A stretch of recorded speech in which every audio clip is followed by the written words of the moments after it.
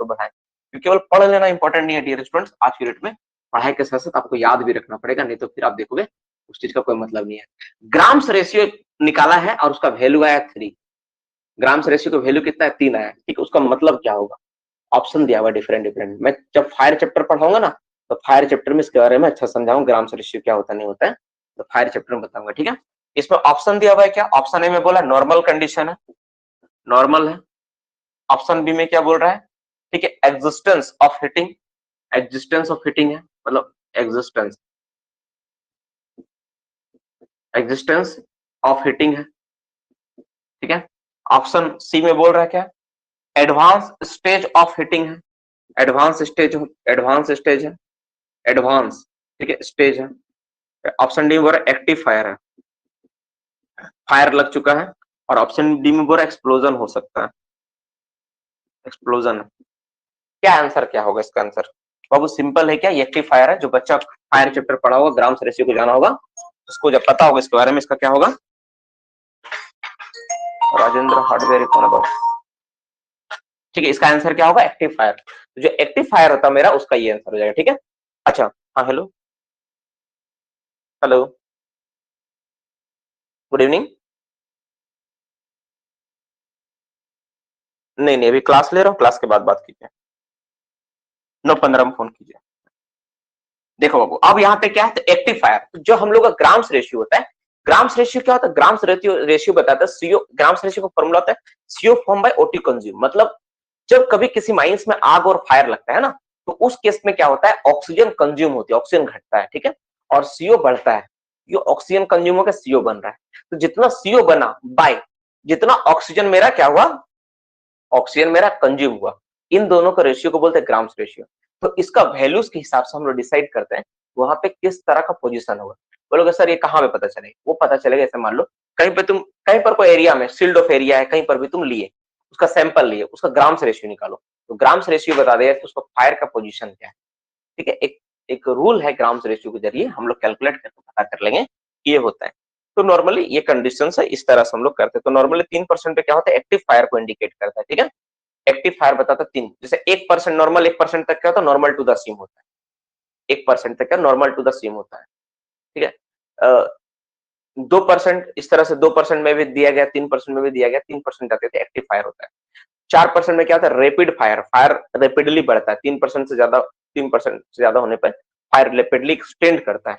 तो हम लोग जब चैप्टर फायर को कवर करेंगे ना, तो इस चीज के बारे में जानेंगे कि इसका क्या वैल्यूज में क्या क्या दिया हुआ है, उसके बारे में, ठीक है। एक्टिव फायर होता है मतलब नॉर्मल टू द स्ट्रीम होता है। 0.5 या 1% पे, कुछ कुछ बुक में 0.5 भी लिखा हुआ है, इसको मैं चेक करके आप लोगों को करवा दूंगा अच्छे से। मतलब चैप्टर जिस दिन फायर एक्सटिंग्विशर करेंगे उसमें होगा। नेक्स्ट क्वेश्चन बोला what should be the minimum rating of self content self rescuer, ठीक है।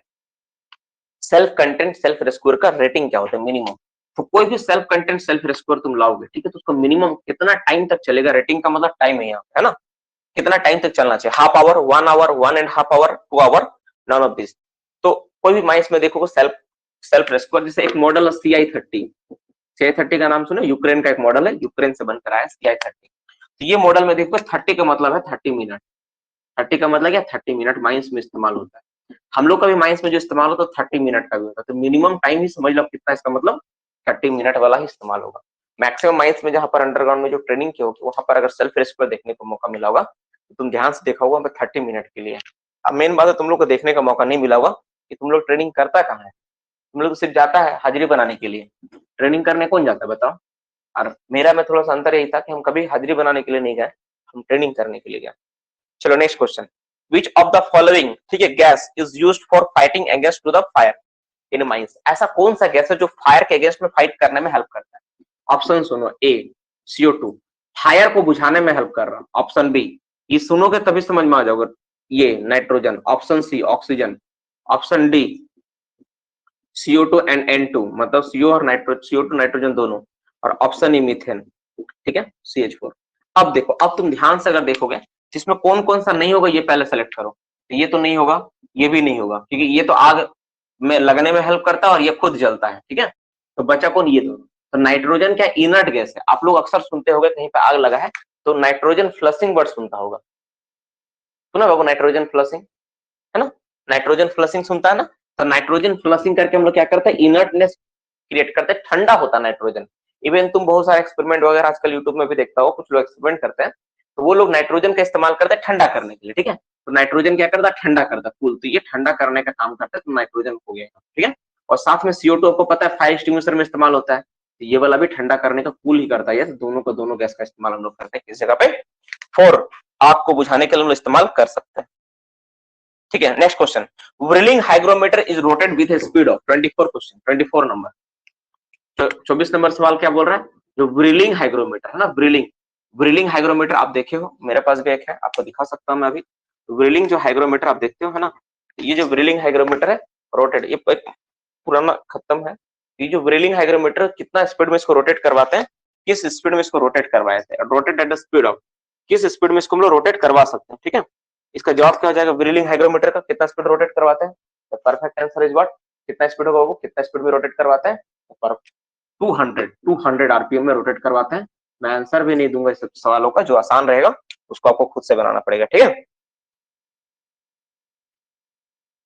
चलो next question, the plans required to show all the features both above and below ground and all the adjacent mines as are situated within dash meter, the plans required to show all the features, ठीक है, both below and above ground, मतलब plan में, ठीक है, surface पे देखो सवाल क्या बोल रहे हैं सुनना, ठीक है। The plans required to show all features both above and below ground of all adjacent mines, ठीक है, as are situated within dash meter, ठीक है, 30 metre, 60 metre, 75 metre, 85 metre, none of this. देखो ऑप्शन क्या है, ऑप्शन बहुत सारा सवाल को ना तुम ऑप्शन से बना सकते हो, ए, बी, सी, डी और ई ऑप्शन दिया हुआ है, ठीक है। ई तो ऑप्शन में देख रहा हूँ अक्सर तो सवाल में किसी में मैच कर रहा ही नहीं आता, किसी में तो ई आया नहीं अभी तक, शायद आ जाए किसी में काटो में। तो ऑप्शन ए में क्या है, 30 मीटर है, बाउंड्री से माई माई मतलब क्या बोलता है, एडिशन माइंस में शो करना है 30 मीटर, 60 मीटर, ठीक है, 75 मीटर, 85 मीटर, ठीक है, और कितना एक्टो है आपका, नन ऑफ दिस।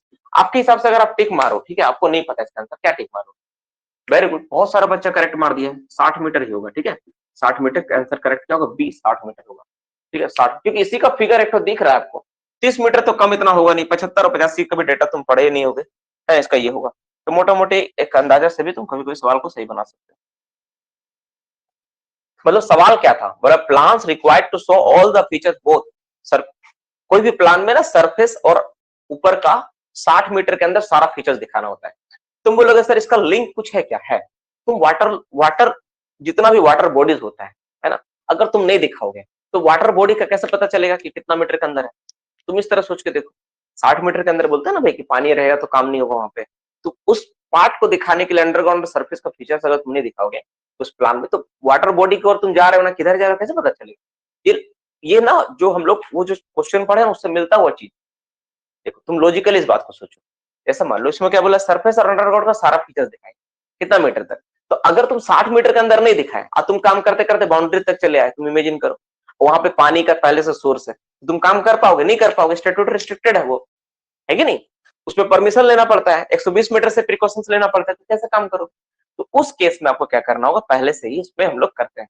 इस चैप्टर इसी चीज को और डिटेल्स में हम लोग 2 चैप्टर में पढ़ेंगे, प्लान एंड सेक्शन में, साथ ही साथ एक चैप्टर आप लोग का इनंडेशन, ठीक है, माइन हैजर्ड बोल के एक चैप्टर है, इसमें हम लोग फायर, डस्ट, इनंडेशन सबके बारे में पढ़ेंगे, तो उसी का इनंडेशन में इसको कवर अप करेंगे, ठीक है। Next question, what shall be the minimum load bearing capacity of steel prop, ठीक है, स्टील प्रॉप को लोड बेयरिंग कैपेसिटी कितना है, ठीक है, 10 ton, 20 ton, 30 ton, 40 ton, 50 ton. देखो क्या बोला है, स्टील प्रॉप है ना, स्टील प्रॉप आप याद करो, मैंने स्टील प्रॉप का लिखवाया है, ठीक है, स्टील प्रॉप में कितना टन के बारे में आपको बताया, स्टील प्रॉप के बारे में आप याद करो, स्टील प्रॉप, देखो मैंने हाइड्रोलिक प्रॉप नहीं बोल रहा हूँ, वर्ड ध्यान सुनो, स्टील प्रॉप के बारे में बताया है ना, स्टील प्रॉप के बारे में मैंने कितना बताया, कुछ बच्चा हाइड्रोलिक प्रॉप सोच के आंसर मार, मैंने स्टील प्रॉप बताया, तो स्टील प्रॉप ना मैक्सिमम जो होता है 10 टन के अराउंड होता है, 8 से 10 12 टन तक लेता है लोड, है ना, रूफ बोल्टिंग के आसपास से लोड लेते हैं, इसलिए 10 टन। इस तरह का प्रॉपर आंसर किसी चीज का दे पाना थोड़ा संभव नहीं है, कुछ और डेटा रहना चाहिए, है ना। What is the minimum load bearing, देखो मिनिमम वर्ड इस्तेमाल किया ना, मिनिमम यानी कम से कम कितना लेगा, तो कम से कम 20 तो है नहीं, कम से कम तो 8 भी है, 15 भी है, तो 10 वाला टिक मारना ज्यादा सुटेबल है, तो 10 मिनिमम होगा, बाद बाकी तो इसके आंसर मैच ही नहीं कर रहा है। तुम सोचो यहाँ पे क्या लिखा, मिनिमम बोला है, मिनिमम कितना ले, कम से कम कितना लेता है, तो मिनिमम में तुम क्या मारोगे, एक अंदाजा मारो, तो आंख मूंद के मारोगे तो 20 में कौन मार रहा है इसको, कि मिनिमम 20 लेगा, पॉसिबल है कि नहीं, 10 ही मिनिमम होना चाहिए, 10 ही होगा। क्वेश्चन 26 का आंसर छूट गया क्या? अच्छा सॉरी यार, 26 छूट गया, ये 27 नंबर था। अच्छा बोला एज पर माइंस एक्ट, हाँ चलो सॉरी 26 नंबर, ये 27 वाला हो गया, तो सॉरी 26 वाला पहले करवा देता हूँ। 26 नंबर देखो, 26 में क्या बोल रहा है, बोल रहा है एज पर, ठीक है, mines act 1952, no adult employ, ठीक है, above ground in a mine shall be required to allow to work for more than, ठीक है, more than 48 hour in any week और for more than 10 hour in any day. तो above ground, surface के ऊपर कोई व्यक्ति कितना देर से ज्यादा काम नहीं करेगा, सरफेस के ऊपर कोई व्यक्ति कितना देर से ज्यादा काम नहीं करेगा। ऑप्शन दिया हुआ 12 घंटा, 9 घंटा, 20 घंटा, 16 घंटा, नन ऑफ दिस। कौन आंसर नहीं मार पाएगा बताओ, कि सर हमको पता नहीं, बताओ तो क्लास में मैंने क्या पूछी, ऐसा आप बताओ कि सर आप कंटेंट, चलो हो गया कि सर कंटेंट आप ऐसा पढ़ा दिए ना जो उसका कोई यूज नहीं है। मैं कंटेंट को आपको इतना छान के पढ़ाया हूं ना डियर स्टूडेंट्स, आप सोच नहीं सकते, कंटेंट इतना ठोस है ना, इतना कंटेंट को छान के पढ़ाया ना, कंटेंट को केवल याद करोगे ना, हर एक सवाल इंपॉर्टेंट है, आप किसी चीज को स्किप नहीं कर सकते, छान के बनाया गया। मैं चाहता इसी कोर्स को ना 9 महीने को टान के 1.5 साल तक पढ़ा सकता हूँ, कोई दिक्कत नहीं, कंटेंट को बड़ा कर दूंगा जैसे बाकी लोग करते हैं, भेड़ बकरी से पढ़ोगे, आने वाला एग्जाम में है नहीं लेकिन पढ़ोगे बिना मतलब का, सिर्फ दिमाग में स्ट्रेस। कंटेंट उतना ही रखा हूं जो सवाल आ सकता है। तुम देखो एम्प्लॉयमेंट ऑफ वर्किंग आवर के बारे में पढ़ाया, सेम सवाल आया कि नहीं आया, है ना। चलो नेक्स्ट क्वेश्चन देखो, 27 हो गया, 28 नंबर पे देखो, controlling controlling the course of a borehole so as to follow the predetermined path is, ठीक है, क्या बोले, controlling the course of borehole, ठीक है, so as to the follow the predeterminant path, मतलब बोल रहा है कि बोरहोल जब हम लोग करते हैं ना, तो बोरहोल करने के लिए पहले से डिसाइड किया हुआ पाथ को, पहले से डिसाइड किया हुआ पाथ, मतलब रास्ते में ही बोरहोल हो। जैसे बोरहोल तुम लोग करते हुए कभी समस्या को नहीं देखा यार, बोरहोल में ना सबसे बड़ा दिक्कत क्या पता है, बोरहोल डेविएशन, बोरहोल डेविएशन बोल के एक टर्म होता है, उसको बोलते हैं बोरहोल डेविएशन। बोरहोल कितना डिग्री डेविएशन हुआ है, इसके लिए एक तरीका होता है, उसके लिए हम लोग क्या करते हैं ना, एक मेजर करने के लिए एक बोतल में ना एक एसिड का इस्तेमाल होता है। कोई मुझे बता सकता है कौन सा एसिड का इस्तेमाल करते हैं क्लास में, एनीबॉडी, कि सर इस बोतल में हम लोग इस एसिड का इस्तेमाल करते हैं, किसी को पता है? सर एक रिक्वेस्ट है, आपका सिलेबस है पूरा, एक बार ग्रुप में भेज दें। सही है, मैं भेज चुका हूँ शायद, हाँ 27 में अटेंड होगा। वेरी गुड, अनंत कुमार करना, वेरी गुड, गुलाम, वेरी गुड।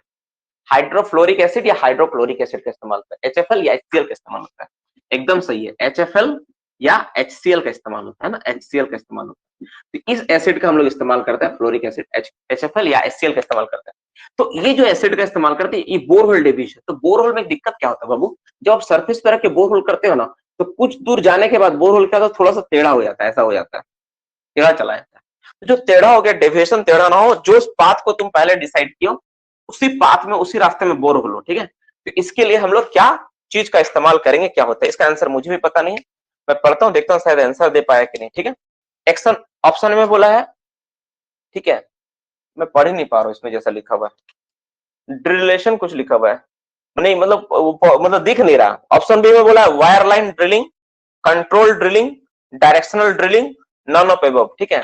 तो इसका जो आंसर है ना, सच में मुझे पता नहीं, मैं कभी नहीं पढ़ा हूँ बोरहोल के बारे में इतना डिटेल्स में। तुम लोग में सर कोई बच्चा अगर पढ़ा इसके बारे में तो बताए, हाँ सर इसका ये पढ़ा है सर, अरे आंसर तो बता, डेविएशन क्या लिख रहा, अच्छा डेविएशन ऑफ बोरहोल लिखा हुआ है ना, डेविएशन लिखा हुआ है, अच्छा सॉरी, ऑप्शन ए में बोला डेविएशन, मुझे दिख नहीं रहा, डेविएशन लिखा हुआ है, डेविएशन लिखा हुआ है।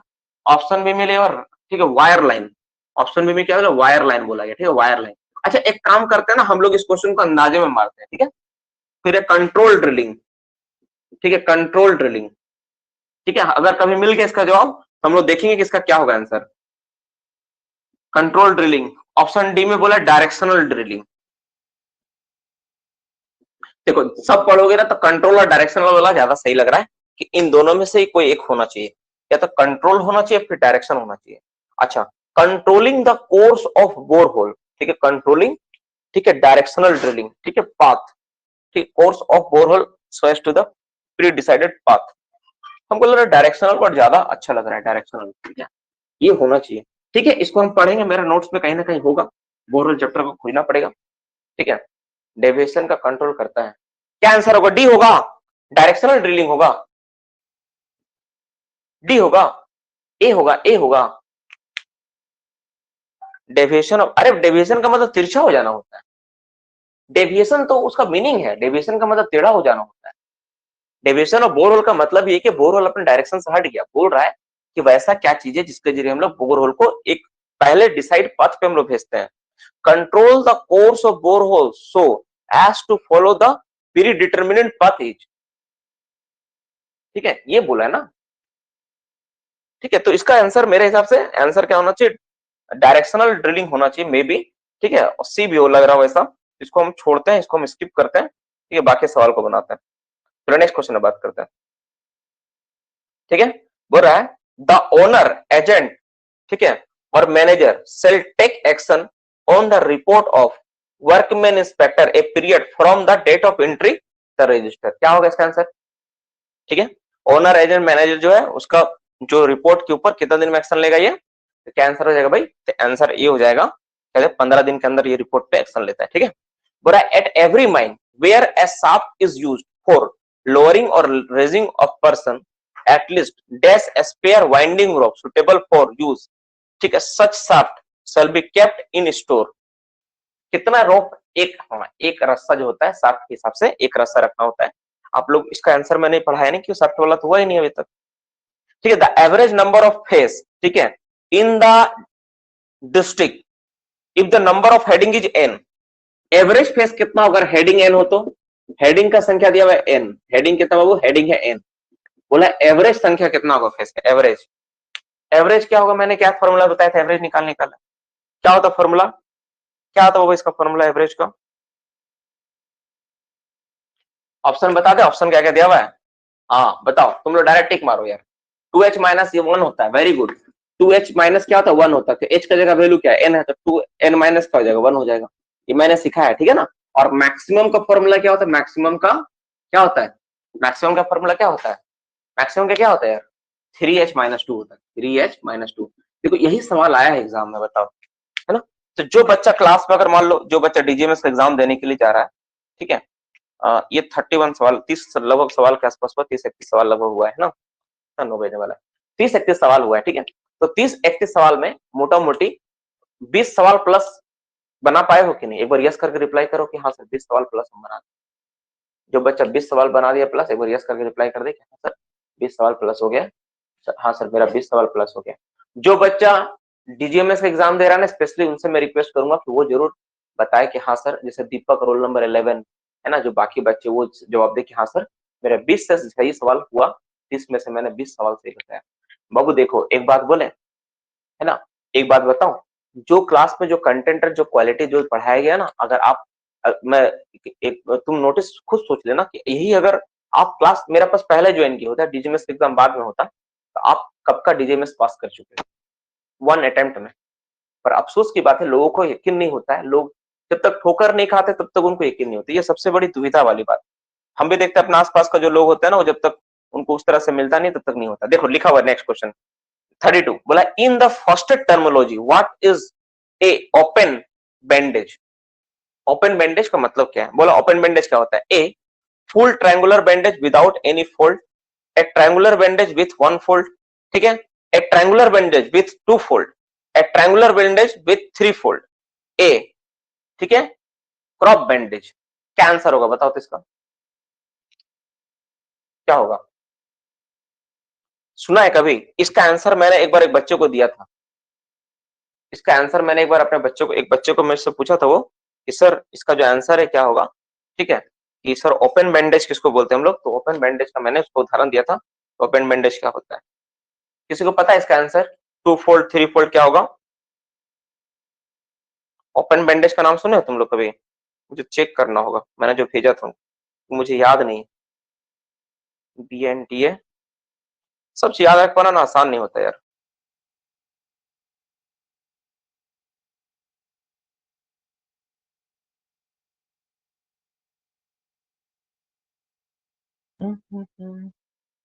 हमको लग रहा है ऑप्शन ई वाला मैंने शायद उसको बताया था, ऑप्शन बी, ऑप्शन डी। अच्छा ठीक है, मैं इसको देख लेता हूँ, ठीक है, आप लोग लिख के रखो, मैं इसको मैसेज कर दूंगा। मैंने एक बच्चे को बताया है, वो बच्चा मुझसे पूछा था।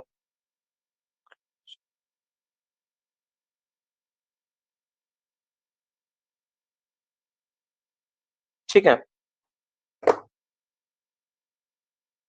इसको देख के बताना पड़ेगा ओपन बैंडेज का मतलब क्या बोलना चाह रहा है। ठीक है, चलो नेक्स्ट क्वेश्चन। द स्मॉलेस्ट, ठीक है, absolute value of the parameter that can be measured by a monitoring instrument is called। देखो बोला द स्मॉलेस्ट एब्सोल्यूट वैल्यू, कोई भी सबसे से छोटा वैल्यू जो इंस्ट्रूमेंट कोई चीज को मापता है। तुम बोलोगे सर इसका मतलब क्या? इसका मतलब है बाबू, जैसे मैं उदाहरण देता हूँ, बहुत अच्छा उदाहरण समझ में आ जाएगा। अरे कहाँ गया, रही तो रखे थे, मेरा सामान छू देता है, हमको बहुत गुस्सा आता है, पता है, मेरा सामान कोई ना छुए, मैं अक्सर चाहता हूँ इस चीज को। तेरी का उदाहरण देने के लिए बहुत अच्छा था, वो चीज मिल रहा नहीं, यहीं पे रखे थे यार, थोड़ी देर पहले ही तो था, यहाँ रखे क्या, नहीं मिल रहा। आप लोग स्केल देखे हो, स्केल, ठीक है, तो स्केल से जो कोई चीज को मापते हो तो टेबल तरीके से इस तरह लाइन खींचा रहता है स्केल में, तो स्केल से जो सबसे छोटा यूनिट को मापते हो, वो जो छोटा यूनिट को सुटेबल रूप से माप रहे हैं, ठीक है, उसको क्या बोलते हैं टेक्निकल टर्म। कोई भी इंस्ट्रूमेंट जो सबसे छोटा यूनिट को जो मापता है ना ईमानदारी से, उसको बोलते हैं लिस्ट काउंट। क्या बोलते हैं हम लोग? List count.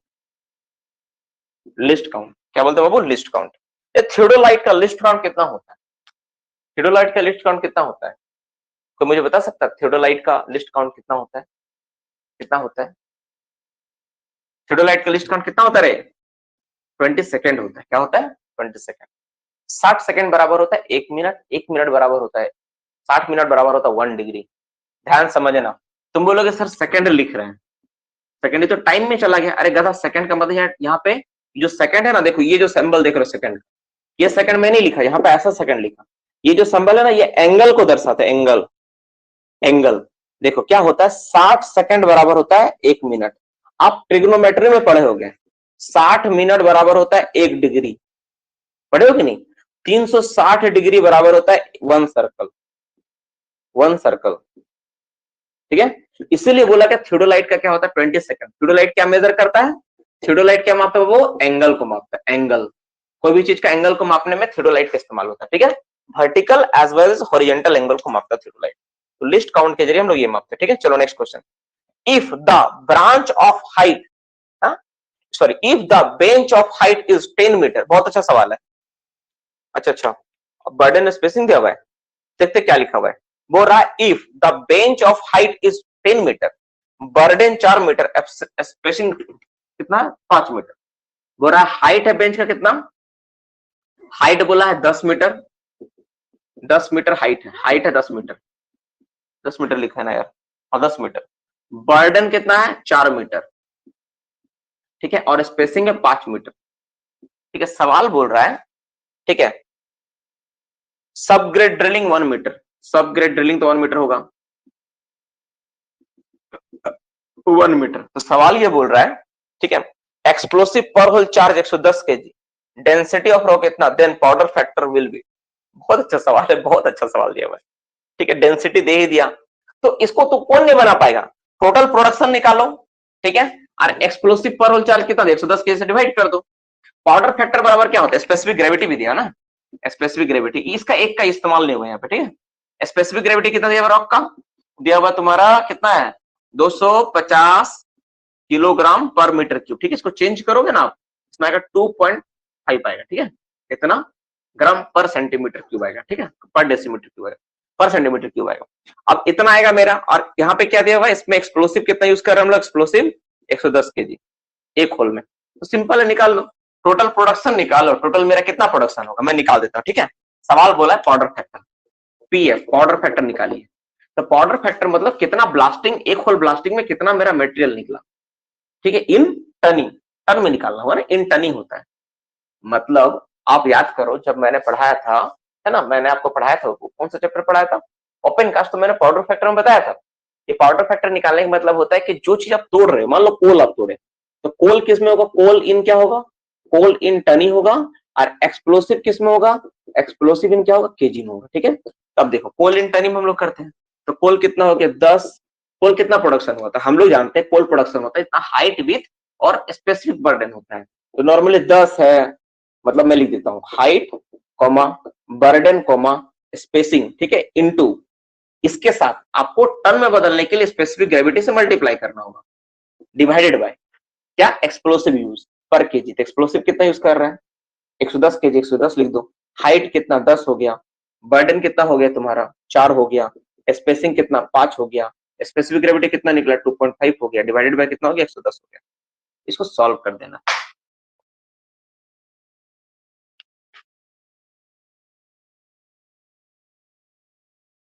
ठीक है, इसको सॉल्व कर देना।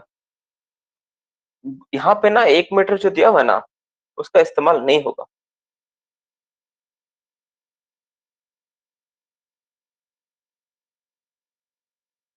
सॉल्व कर देना है। सॉल्व किया, कितना आंसर आया इसका? 11। 11 से 11 कट जाएगा ना।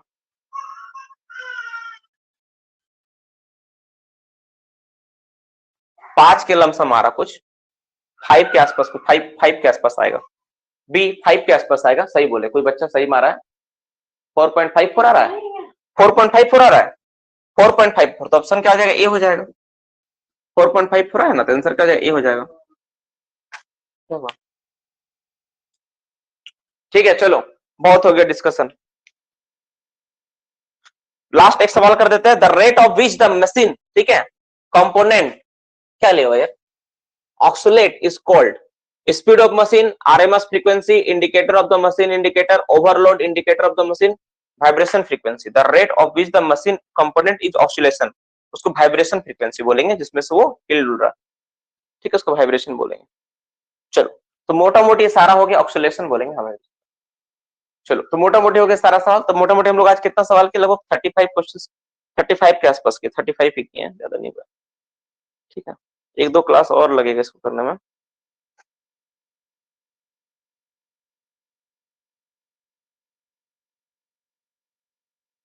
दो क्लास और लगेगा। ठीक है, एक क्लास तो कम से कम लगेगा ही। ठीक है, क्लास को इतना ही रहने देते बाबू। ठीक है, आज एक्स्ट्रा क्लास था। ठीक है, आज रहने देते इतना ही। फिर हम लोग टाइम निकाल के इस तरह का सवाल को लेंगे, करेंगे। ठीक है, अगर आप लोगों को लग रहा है कि हाँ सही है और होना चाहिए इस तरह डिस्कशन, इसमें ना पढ़ाते पढ़ाते ना मैं बोर हो जा रहा हूँ, पता नहीं क्या है। बाकी क्लास रहता है ना, मतलब ईमानदारी से पढ़ाना होता है, डिटेल से पढ़ाना होता है हर एक चीज को, तो उसमें उतना बोर नहीं होता हूँ। पर इस पे थोड़ा थोड़ा बोरिंग जैसा लग रहा है, मतलब लग रहा है ये क्या पढ़ा रहे हैं, क्वेश्चन है उसी को बता रहे हैं, उसमें कुछ क्रिएटिव टाइप का नहीं। ये वाला थोड़ा ठीक लगा बनाने में, ये मैथ जो था इसमें, कि हाँ ये वाला कुछ नया जैसा लगा कि हाँ चलो इसमें कुछ बताने लायक है। लेकिन बाकी में ऐसा कुछ नहीं लगा, नहीं है। तो ये वाला सवाल बनाओगे इसमें 10 लिख के बनाना, 11 मत लिखना। सब ग्रेड ड्रिलिंग का इस्तेमाल नहीं होगा। सब ग्रेड ड्रिलिंग टॉप फॉर्मेशन को प्रिवेंट करता है, ठीक है, उसका प्रोडक्शन में कोई रोल नहीं होता है। 11 बना के मार दिए होगे, 11 मत बनाना, 10 बना के बनाना। आंसर क्या होगा? 5, 4.54 आ गया, इसलिए गलत आंसर हो गया वहां पर। तो इस तरह का सवाल जो है, आप अपना एग्जामिनेशन में ये जो सवाल है ना, आपका कोई भी कॉल इंडिया एग्जाम के लिए महत्वपूर्ण है, इसको जरूर करना। और सच में जो सवाल जो सेट किया ना, मैं देख रहा हूँ सवाल का स्टैंडर्ड को, बहुत अच्छा स्टैंडर्ड है। मतलब ऐसा स्टैंडर्ड का एग्जाम में ना, आप हर एग्जाम में उम्मीद रख सकते हैं कि ऐसा स्टैंडर्ड का सवाल आएगा। जैसे कोल इंडिया का हो गया, डीजीएमएस वाला हो गया, या फिर आपका यूपीपीएससी का इंस्पेक्टर का हो गया, सब्सिडरी रिलेटेड कोई एग्जाम हो गया, सेल का एग्जाम अगर देने, कहीं पर भी देने जो स्टैंडर्ड सवाल है, अच्छा सवाल है। सवाल का पढ़ने से लग रहा है कि हाँ एक स्टैंडर्ड मेंटेन किया। ठीक है, तो बहुत अच्छा आप लोगों से। तो ये सारा सवाल, ये सारा चीज को रखते हुए हम लोग क्या करते हैं, अब नेक्स्ट क्लास ये इतना तक पढ़ने के बाद दो बात तो समझ में आया कि हम लोग जो ट्रैक पे चल रहे हैं, जो पढ़ाई कर रहे हैं, पढ़ाई में कोई कमी नहीं है, पढ़ाई ठीक ठाक है। लेकिन कुछ पार्ट जैसे नहीं हुआ है, कुछ पार्ट हम लोग नहीं पढ़े हैं, तो उसके बारे में पता नहीं है। और सच में एक चीज ईमानदारी से बोलना पड़ेगा एज ए टीचर मुझे भी, कि कुछ चीजें ऐसी होती है जो सच में पता नहीं होता। जैसे देखो, एक यहाँ पे एक आर्म पढ़े, स्पाइरल आर्म, मेरा जाना हुआ चीज नहीं था, एकदम मैंने नहीं सुना था, एकदम ईमानदारी से नहीं पता है। तो कुछ चीजें ऐसी होती है जो सच में नहीं पता होता है, मुझे लगता है एकदम नया जैसा, ब्लाइंड जैसा लगता है। वो सब के लिए होता है, not for me only, every student के लिए होता है। हर एक स्टूडेंट के लिए वैसा होता है कि एक दो सवाल एग्जाम में ऐसे आते हैं जिसको पता नहीं होता है उसका आंसर क्या होगा, वो ब्लाइंड होते हैं। पर वहां पे साथ देता लक, इसलिए मैं बोलता हूँ लक भी होना जरूरी है। वहां पे साथ देता लक। आप 4 ऑप्शंस में से कोई ऑप्शन सेलेक्ट किए, कोई दूसरा बंदा भी 4 में से एक सेलेक्ट किया, उसका सही हो गया, आपका नहीं सही हुआ तो आपका लक खराब है, आपका सही हो गया उसका सही नहीं हुआ तो उसका लक खराब है। तो लक का भी साथ देना इस एग्जामिनेशन में बहुत महत्वपूर्ण। लेकिन जॉब के केस में कोल मतलब डीजीएमएस को पास करने के लिए नहीं, इसमें तो 50% चाहिए। इसमें अगर तुम पास नहीं कर पाए तो तुम्हारा लक नहीं, तुम्हारा पढ़ाई का क्वालिटी खराब है, लक खराब नहीं। क्योंकि इसमें जॉब थोड़ी ना है यार, इसमें तो तुमको पास लाना है, 50% प्लस लाना है। आराम से कोई बच्चा अगर ईमानदारी से भी कोई आराम से धीरे धीरे भी सॉल्व करेगा ना, तो आराम से पूरा क्वेश्चन पेपर पढ़ के तुम खुद देखो ना, अभी 60-70 नंबर तो 70 नंबर तो तुम ही लोग गेन कर ले आसानी से, है ना। 20 में से अगर 30 में से अगर 20 क्वेश्चन को सही बना दिए, 21 क्वेश्चन सही बना दिए, तो 70-75 नंबर परसेंट तो है। 50% कौन सा बड़ा बात है, आसानी से क्रैक हो जाएगा। ठीक है, तो ये हो गया। और हम लोग इस पे चर्चा करेंगे कि स्कोर कैसे बेहतर बनाया जा सकता है, इस चीज के लिए महत्वपूर्ण है। एक वोटिंग में करवाना चाहता हूँ, क्लास में मौजूद ऐसे कितने बच्चे जो डीजीएमएस का सरदार का एग्जाम दे रहा है, ऑप्शन ए टाइप करो। तो क्लास में ऐसे कितने बच्चे जो डीजीएमएस का एग्जाम दे रहा है, ऑप्शन है। और ऐसे कितने बच्चे हैं जो केवल यूपीपीएससी माइंस इंस्पेक्टर, अरे यार क्या कर रहे हैं, यूपीपीएससी माइंस इंस्पेक्टर के लिए यूपीपीएससी माइंस इंस्पेक्टर भरा है, ऑप्शन बी। ए वाला डीजीएमएस और ऑप्शन बी वाला माइंस इंस्पेक्टर। और जो कोई नहीं कर रहा सी, और जो दोनों किया है डी। चलो एबीसीडी टाइप करो। तो जो दोनों कर रहा डी, जो कुछ नहीं कर रहा सी, डीजीएमएस क्या बोला, थोड़ा टाइप करके जल्दी बता दो बाबू, क्या इतने लोग हैं सर हम लोग जो ये कर रहे हैं। मैं देखना चाहता हूँ कितने बच्चों इंटरेस्टेड कितने। देखो क्लास में 75 बच्चा बच्चा ज्वाइनिंग किया था, बच्चा लगभग आज क्लास में 130 प्लस, लास्ट लास्ट आते आते 75, मतलब पैसेंस खत्म हो जाता है। चलो 3 सेकंड, 2 सेकंड, 1 सेकंड, वोटिंग खत्म, रिजल्ट ये रहा। ये आंसर को देखता हूं मैं, तो 14 लोगों ने कहा ए डीजीएमएस, बी यूपीपीएससी, डी में लगभग नहीं है और कोई नहीं में सी है। 21 बच्चे, ज्यादातर बच्चे यूपीपीएससी के लिए और डीजीएमएस वाले 14। ठीक है, तो हम लोग देखेंगे उस चीज को कैसे उसको बेहतर बनाना हो। सरप्राइज बताऊंगा ना, कल क्लास है कि नहीं है? अच्छा कल क्लास है, ठीक है ना, डोंट मिस, कल क्लास होगा। ठीक है, कल हम लोग क्लास करेंगे, कल क्लास होगा अभी। ठीक है, कल क्लास होगा, पहले कल क्लास देख लेते हैं क्या होता नहीं होता, उसके बाद फिर आगे। ठीक है बाबू, so bye, good night all of you, sweet dream.